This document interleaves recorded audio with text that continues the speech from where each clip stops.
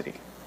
I spent nearly 20 years in political consulting, helping candidates get elected, advising campaigns, and working behind the scenes of some pretty big moments in American politics.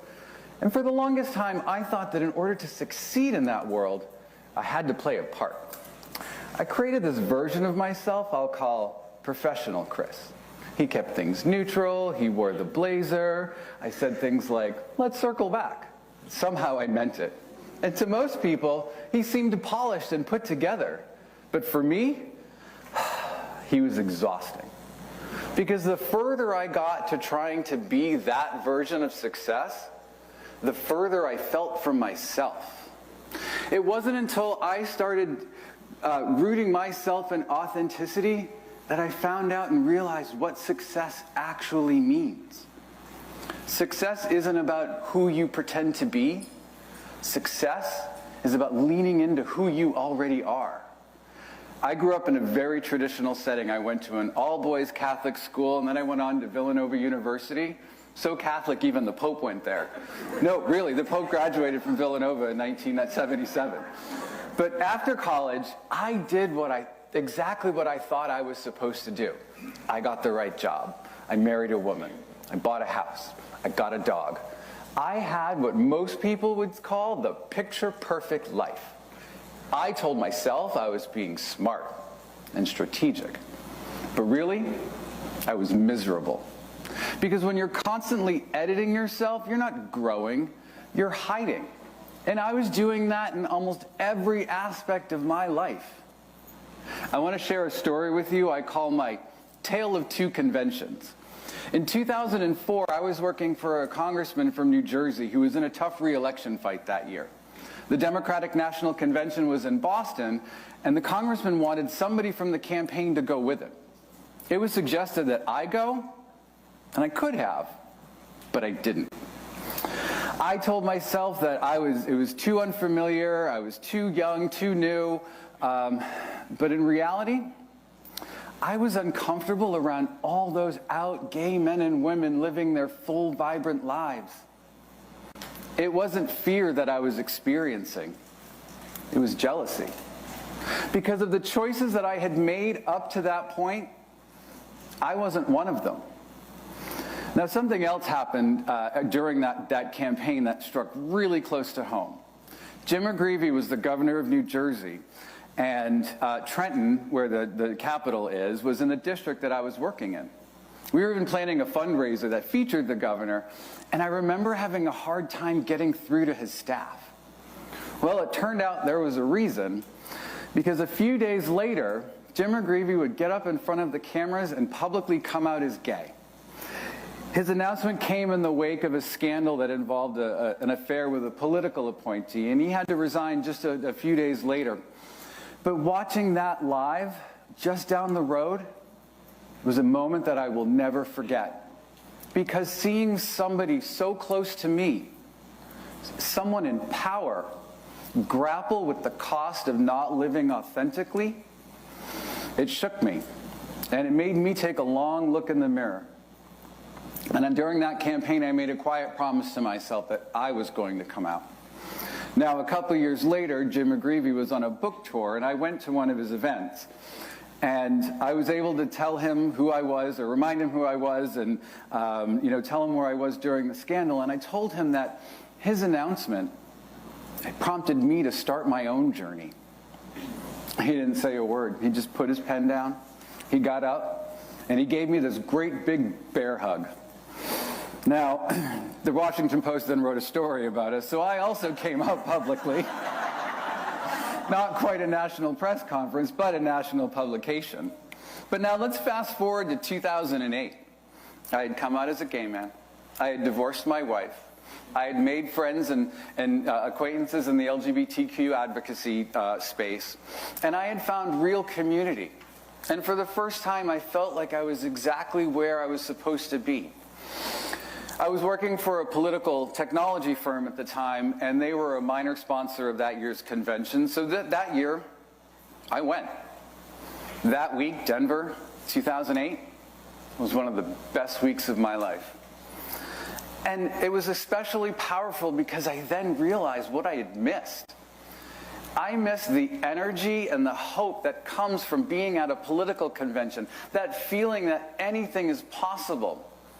But in 2008, I was there. I stood in Mile High Stadium and I watched Barack Obama accept the Democratic nomination for president. And the hope, the energy, the joy, I felt all of it. And I showed up as myself. And that changed everything. After the convention, so after the convention, when I had come out, I felt like there was a great weight just lifted off my shoulders. And we had this feeling that, anything was possible. And then because I had showed up as me. Now, fast forward as I'm working, I felt this feeling that anything was possible.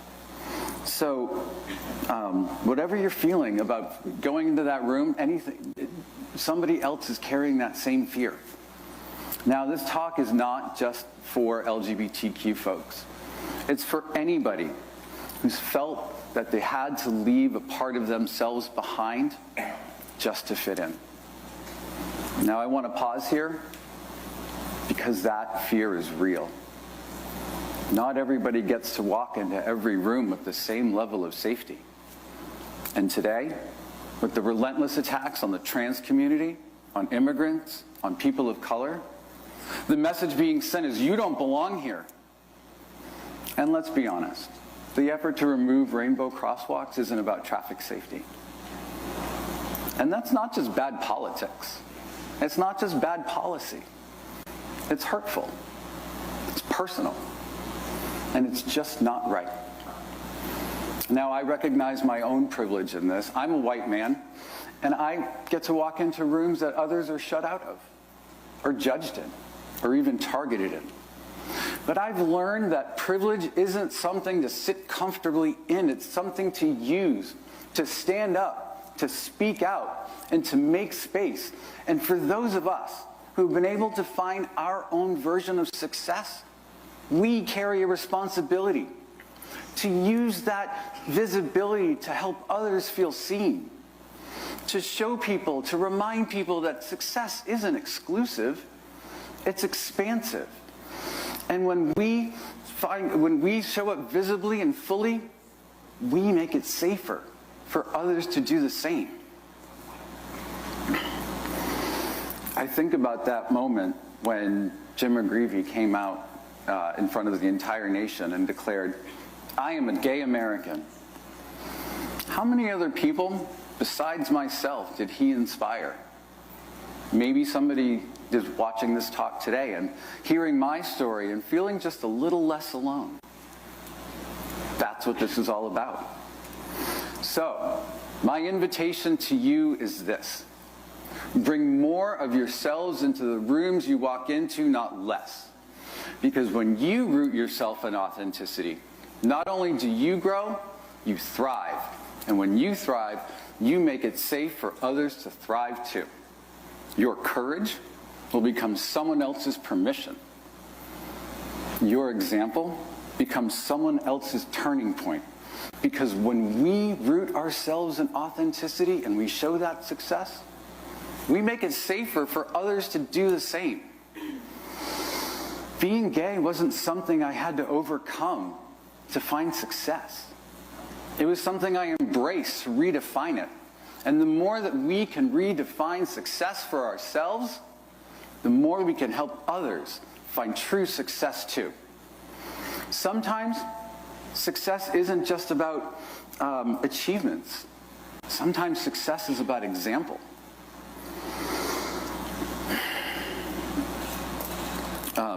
Sometimes success is about example. I think about the words of Susie Orman, a great personal finance expert and proud career woman who found her greatest success by living authentically. She even talks about how she became wildly successful when she first came out.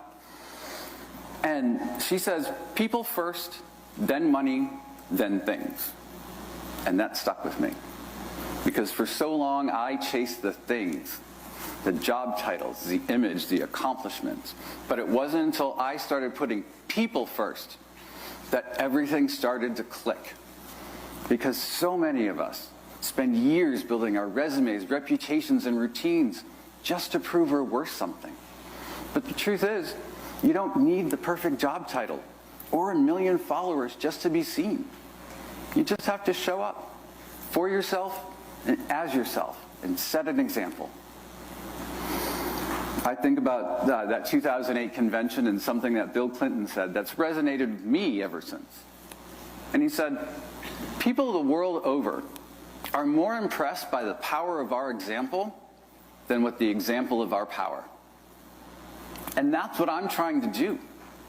And that's what I hope we all try to do, lead by example and live in truth. That same week, Barack Obama said, this was the moment when we came together to remake this great nation so that it may always reflect our very best selves. And that's the kind of success I believe in. Not one rooted in perfection, but one rooted in realness and in showing up and helping each other be our very best selves. Thank you.